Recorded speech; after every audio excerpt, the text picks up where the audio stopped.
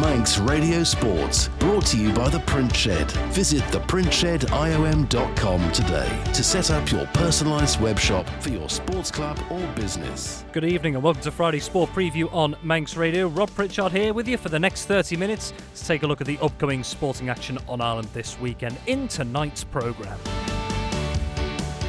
FC Isle of Man's pre-season campaign is getting underway with the 2026 Summer Festival of Football in Ramsey. We hear from the Manx side's new manager on his team's preparations for this weekend and the new season. And it's not just football action in the north, there's more coming at the Bowl tonight as the Isle of Man women's national team begins its summer series against Ynys Mon.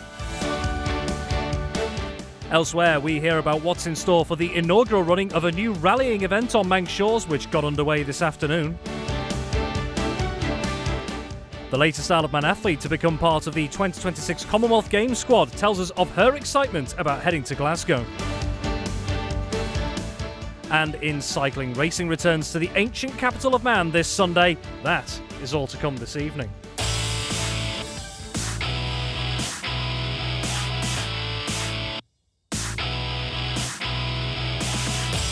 Welcome to Friday Sport Preview on Manx Radio. The time has just gone 6:31pm. Hope you've had a wonderful week so far and plenty to come this weekend, particularly on the sporting side of things. Football, motorsport, cycling and more besides. I'm going to be starting with football tonight ahead of what is set to be a busy weekend of football on the Isle of Man. Well, today, the 2026 FC Isle of Man Summer Festival of Football has gotten underway in Ramsey, kick-starting the Ravens' pre-season preparations for the new NWCFL Premier Division season, which starts on Saturday the 1st of August.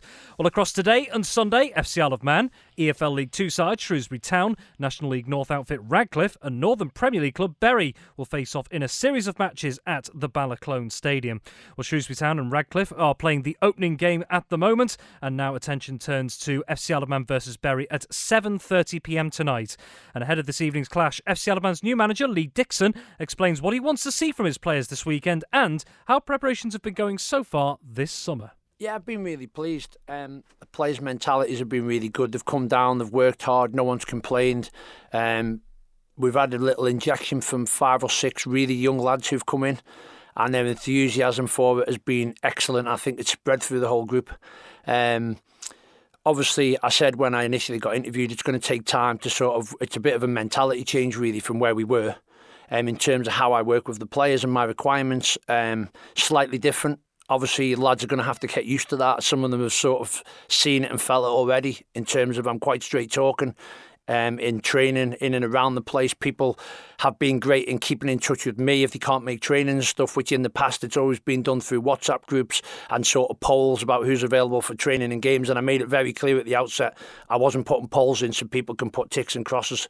It's far too easy if you decide they're not going to bother training to put a cross in. So I made a simple request that people stay in touch with me personally, and if they've got a reason they don't make training, just to let me know. Send me a private message, no problems, and show me the same respect as what I'll show them when I'm communicating around games, picking squads. If they're not involved in it, I'll let them know why, what they might need to do better, and it might be nothing they're doing wrong. It might just be my personal choices. So that side of it's been really, really refreshing from the players, keeping in touch so far, and them understanding that that's how I'm going to work. And if any of them have any issues, obviously they know where I'm at the end of the phone to speak with them. So yeah, it's been a good start. We've had obviously fantastic weather, which is not so good pre-season. On some of the nights we've been doing physical work and stuff. It's been a real drag, but the lads have done it. And obviously we haven't played as many games as we would have liked to in past seasons because we've had this transition of me moving from the board into the football.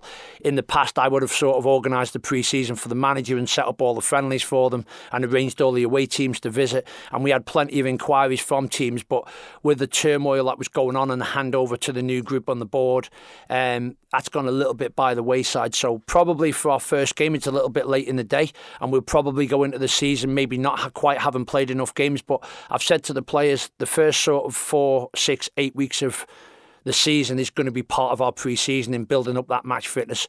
I'm looking at the teams that are coming for the festival like Bury and Radcliffe. I think they've probably played about 6 or 7 games already. They're playing sort of at least 2 games every single week, and sometimes 3 and 4, so they can use their squad players against smaller teams. So obviously we're going to be up against it over the weekend, but you know, we're at the start of a bit of a new journey, and from my perspective, everything I've seen so far is exactly what I wanted to. and we'll build in and just be patient. And looking at the opposition then, you've got Bury, who have obviously got promoted again in the Northern Premier League system. You've got Radcliffe, who are currently in the National League system. Shrewsbury Town in the Football League system as well. So how good a test will it be for your squad to come up against teams of a higher level, several higher in some cases? I think it's always a massive challenge. Obviously, playing against teams that are 2 and 3, 4 levels higher than where we are, 5 levels in Shrewsbury's case. I think playing against that level of opposition, I think I said it in my initial interview up here, that it's unrealistic to a point, maybe Shrewsbury, in terms of we're not going to come up against that level of opposition. But I think Bury and Radcliffe will have qualities that we will see in our league in terms of the doggedness that you come up against and that physical aggression and physical fitness that you'll come up against every single week in our league. That will be there. It might not be of that same level of quality of it, but I think if we can expose ourselves to it in pre-season, technically you would say it's a step down when you go into our league. It doesn't always work like that, of course, Rob, I understand that, but I just think for the lads on a fitness level, and showcasing some of our young talent as well, I think that's a massive thing for this festival. I mean, we spoke about it forever, but you're hoping that maybe one young kid does exceptionally well in them games and catches the eye of maybe one of these teams, and it can potentially lead to something.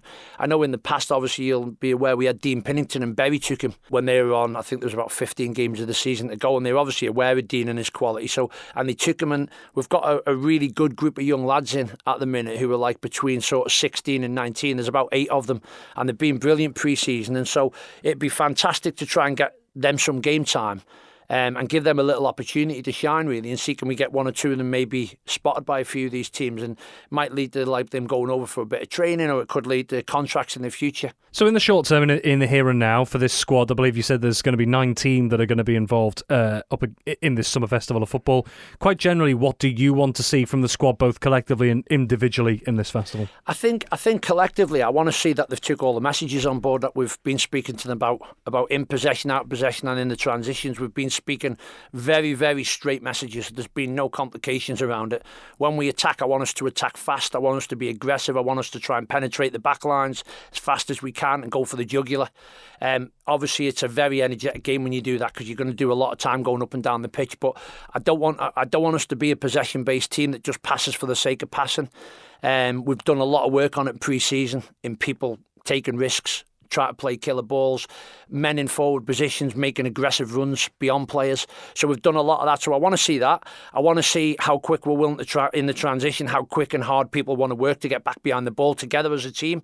And then when we get there, how hard are we willing to work as a team for each other. FC Isle of Man manager Lee Dixon there as the FC Isle of Man 2026 Summer Festival of Football gets underway today. A reminder, it's taking place at the Balaclone Stadium in Ramsey. We do have a result from this afternoon's game between Shrewsbury Town and Radcliffe have come out winners via penalty shootout. So Radcliffe will go into tomorrow's Summer Festival of Football final. That's due to take place at 3:30pm, and Shrewsbury Town, they will be competing in what is now the third place playoff at 11am. Shrewsbury Town, of course, had they won this game, they would have also still been playing at 11 tomorrow due to travel arrangements affecting the EFL League 2 side. But incidentally, in the third place playoff tomorrow, and Shrewsbury and Radcliffe in the respective third place playoff and final will face either FC Isle of Man or Bury. That game between FC Isle of Man and Bury getting underway at the Balaclone Stadium tonight at 7:30pm. And a reminder as well of the squad that Lee Dixon has announced, the FC Isle of Man squad for this year's Summer Festival of Football. It is as follows. It is Adam Adabai, Liam Blake, Carl Clark,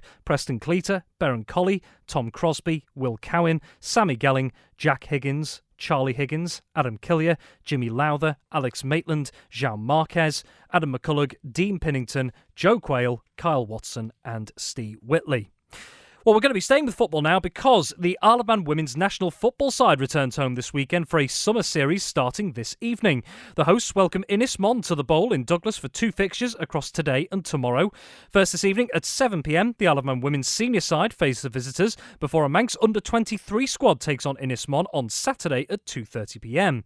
Well, Isle of Man women's team manager Wayne Lisy agrees this is a good chance for his players to bounce back from defeat at the Cherry Godfrey Cup in Guernsey in late June. Yeah, absolutely. Like you said, Rob, the Cherry Godfrey didn't quite go as we planned, despite being definitely the better team in that final. But I suppose that's football in a way. It can go either way, no matter how you play. But yeah, this definitely gives us a very quick turnaround to go again this weekend. And due to injuries and other availability, it's given a chance for other players within the wider squad to step up this weekend and get some valuable game time. Just on that point, the fact that one of the games is for the senior team, if you want to call it that, in inverted commas, and another for an under-23 side, particularly with that second game as well. How good an opportunity will it be, particularly for younger players who you've previously mentioned, for plenty more of them have come into the setup, I suppose, the women's national team setup. How good an opportunity will it be for them to get a run out against a senior team and a fellow island nation? Oh, it's massive, Rob. It's given me the opportunity to hand 4 16-year-olds their debuts for the senior squad.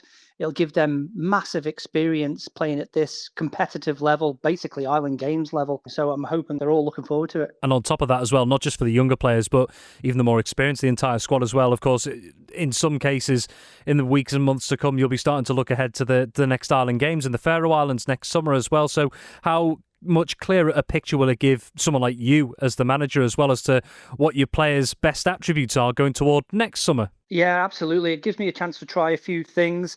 I said after the Cherry Godfrey that the whole squad and the whole squad selection will reset now, and looking forward to the Island Games. So it gives me a chance to look at other players that maybe weren't in the Cherry Godfrey squad and give them the opportunity to impress in a competitive game. I mentioned a couple of long-term things there, but I suppose in the here and now with these games this weekend, what are the main objectives you've given to the players, really? I think we'll keep with the same theme of the style of football I like to play in terms of possession football, keeping the ball, making them run after the ball. But we need to, I think from an improvement point of view, we need to improve in terms of how we go forward, how we create chances, I think is one focus definitely for this weekend. Alabama women's national football team manager Wayne Lisy there ahead of the summer series between Isle of Man and Ynys Mon taking place at the Bowl this weekend. So a reminder, that first game between the Alabama women's senior side and Ynys Mon getting underway at 7 p.m. this evening. So if you do want to head down to the Bowl in Douglas, you've got just under 20 minutes until kick-off. And then the Isle of Man under-23s against Ynys Mon tomorrow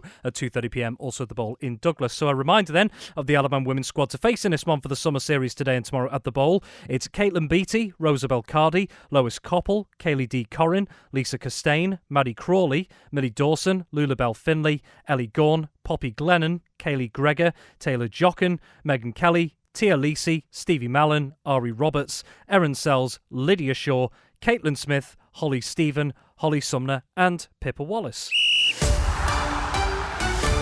Manx Radio Sport, brought to you by The Print Shed. Visit theprintshediom.com today to set up your personalised web shop for your sports club or business. Turning now to motorsport, and a brand new rallying event on the Isle of Man has been getting underway today. The inaugural Isle of Man Hill Rally is seeing up to 50 competitors battle it out over around 100 stage miles each day from today until Sunday. It's being run by UK-based group That's Motorsport Limited, with support from Manx Autosport and its army of volunteers.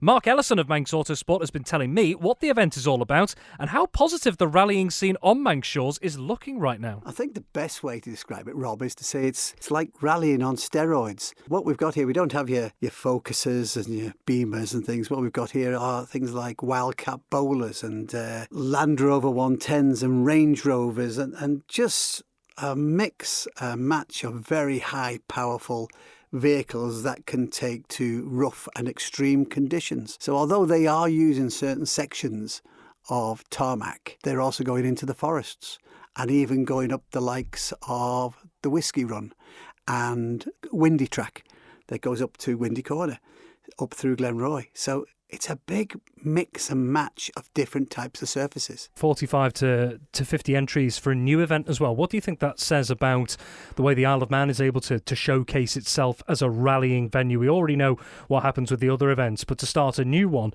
and to get that level of interest, how encouraging is that? Well, the Isle of Man is very, very special to rallying. I mean, the Irish called it, when it was in their championship, the jewel in the crown. That it was the Isle of Man is the Isle of Man. There's nothing like it. There's a lot of people knock on the door and try to get like it, but they don't. The Isle of Man, there is no stages like we have here that they have anywhere. So why do people come over? I don't really know. When you live here, you don't see what we have until you go across and have a look at what others have and you go, this isn't good as what we have. So I'm very proud of that. More generally, when it comes to four-wheeled motorsport, from Manx Autosport's perspective, I guess, the fact that we have a new event we've not had a hill rally before on the Isle of Man, and you want this to be something that kind of continues in the long term after this year as well. How encouraging is it from, say, let's say Manx Autosport's perspective, that the Isle of Man in terms of four-wheeled racing, rallying, is almost like adding another string to its bow with an event like this? Yes, it is, Rob. And adding another string to its bow, that's true. But we are not actually running the event. So it's a UK company that's running it. It's coming over and we're helping and assisting wherever we can with our volunteers, right, and with our knowledge and help. The event is underway this weekend. If it goes as everyone hopes and it's successful, are there any kind of long-term ambitions for an event like this if it goes the way you want in terms of, do you anticipate, for example, more numbers getting involved? Do you anticipate different stages? Are there any ideas in mind for the long term? Well, a lot of that, Rob, would be down to John and his decision and see what the finances were, because let's be honest with you, when you do take on something like this, there is a cost involvement, and that cost involvement means that, if John loses lots of money, then he might not be in the feeling to go ahead and do another one. On the other hand, if it's financial and he enjoys it and we don't get a lot of hassle, then yeah, it might carry on and continue. But that's down to John as the prime person there, also Forestry Board, Department of Infrastructure, and of course, very importantly, the general public of the Isle of Man. And of course, I suppose, the competitors themselves. Just finally, on I suppose quite a general note, we've got a new event. We've seen over the last couple of years that something like the Manx National Rally has been seeing record numbers in the past 2 years. We've got the Chris Kelly returning in October as well. How positive a place is the rallying scene on the Isle of Man in at the moment, would you say? I don't think it's ever been better. When you're having to tell people, please don't put an entry in because we're over 250 and we can only take 170, and bearing in mind that the year before it was 150 and before that was about 130, there has to be something about the event on the Isle of Man that attracts someone. I keep asking people and they just say, it's because it's the best. But what makes it the best? I don't know. I haven't an answer to that. But so many people want to come over and do the island events. Mark Ellison of Manx Autosport there on the inaugural Isle of Man Hill Rally taking place this weekend from today until Sunday. Well, it got underway with a ceremonial start on Douglas Promenade earlier this afternoon. There are spectator zones being made available throughout the course of the Isle of Man Hill Rally. If you are a spectator and looking to head down and watch at any point, details of those spectator zones, where they are and what times they're open until, are available over at manxradio.com. Manx Radio Sport, brought to you by the Print Shed. Visit theprintshediom.com today to set up your personalised webshop for your sports club or business.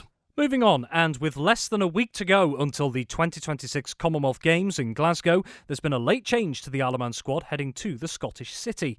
Well, specifically, that change comes in the athletic squad, with Christa Cain stepping in to replace Sarah Astin, who's had to withdraw from the Games due to injury. Well, having impressed in events on Ireland and across the world in recent years, this will be Cain's first taste of the Commonwealth atmosphere. And I caught up with Christa this week, where she talks about the prospect of stepping out into one of the world's biggest sporting stages. Yeah, it's absolutely wild. I think now the nervousness, well, I guess like the initial shock of what's happened and being a late entrant into the team, now that that's kind of sinking in a little bit, the excitement is definitely starting to build.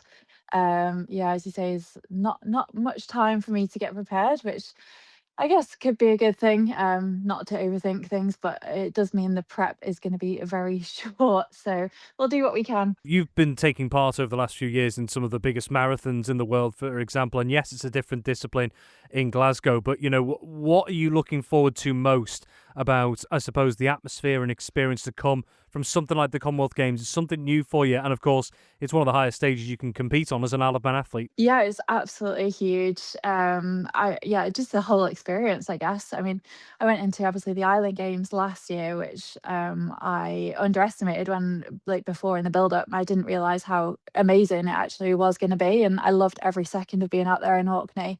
The kind of friendships you make with the athletes and just the environment that you get to train in and also race in, going into the Commonwealth is just it's beyond belief, really. I never ever in my life thought I would have the opportunity to step out there and compete with the likes of the athletes that I'll be standing side by side with on the track. It's pretty overwhelming, really. It's crazy.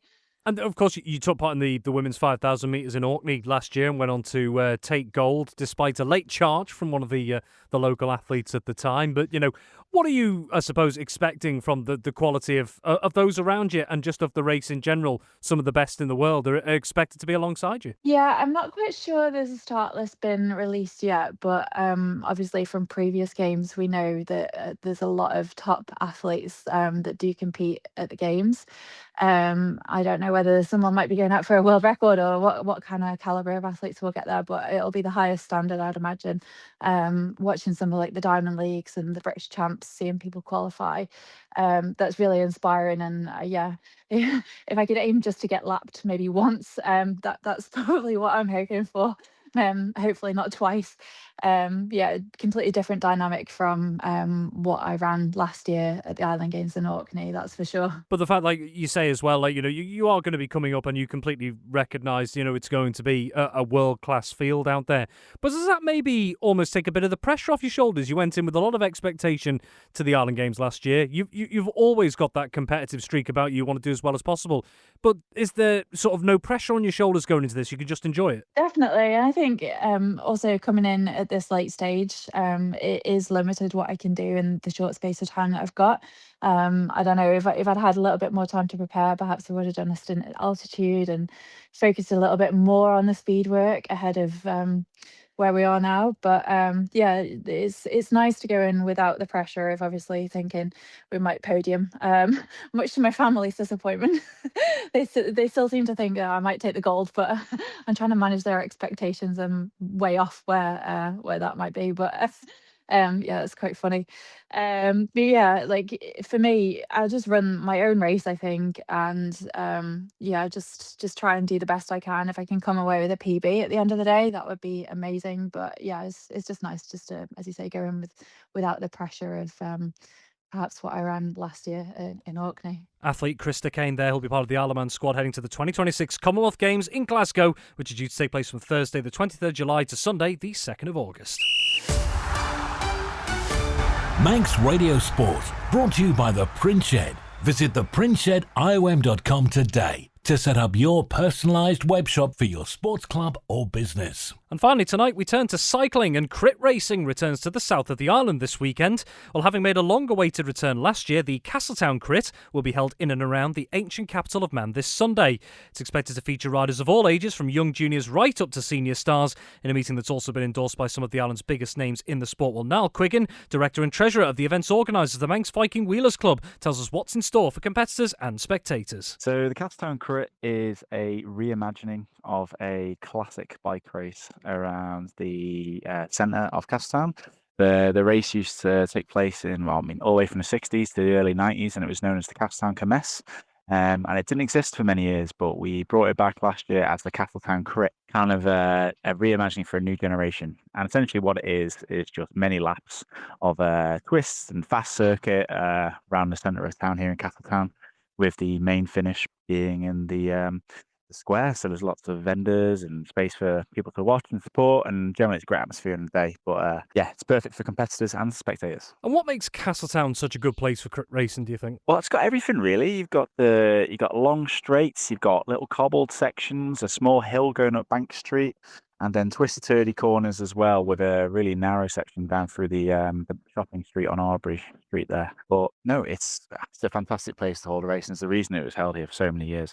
Not just the course itself, but also the vendors and the businesses around the course really support it.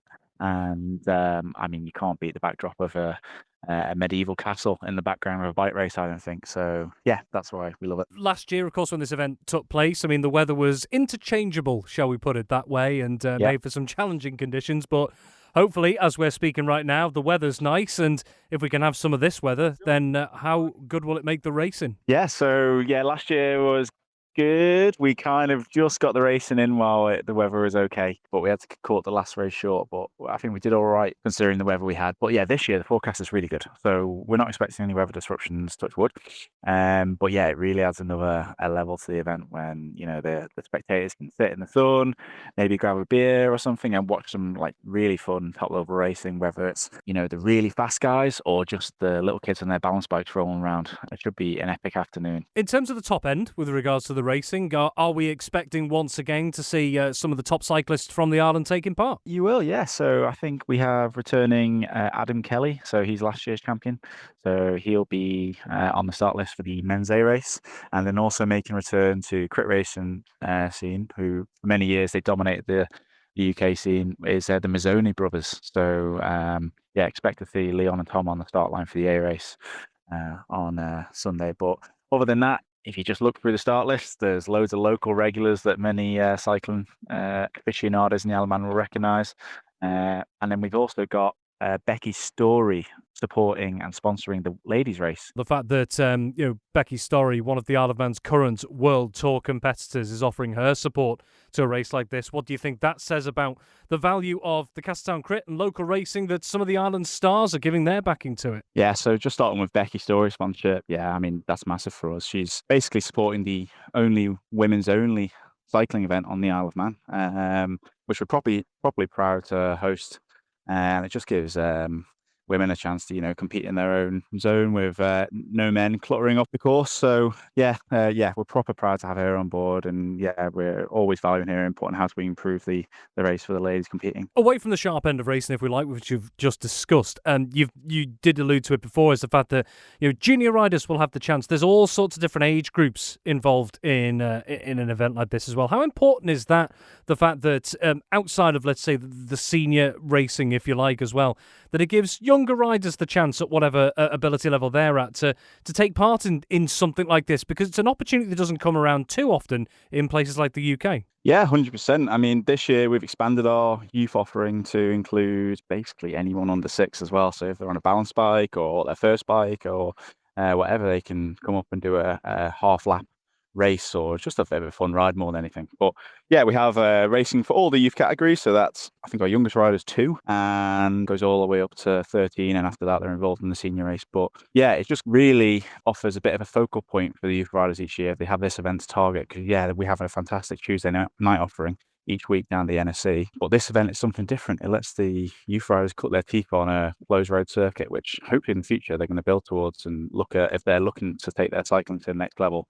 They're going to be involved in those races as they develop. So, having the youth offering at Castletown Crit is massive. Just finally then, looking ahead to the weekend, for anyone who wants to come down and spectate, needs to know any more information about it, what can you tell us? Yeah, so the roads will close at 11 and the first race scheduled for 11:45. And then, basically as the day goes on, the age categories of the race go up. So starting with the young ones and they're getting slightly older and older before we have the senior racing late in the afternoon. All being well, no delays. We're hoping to wrap up the final race at 5.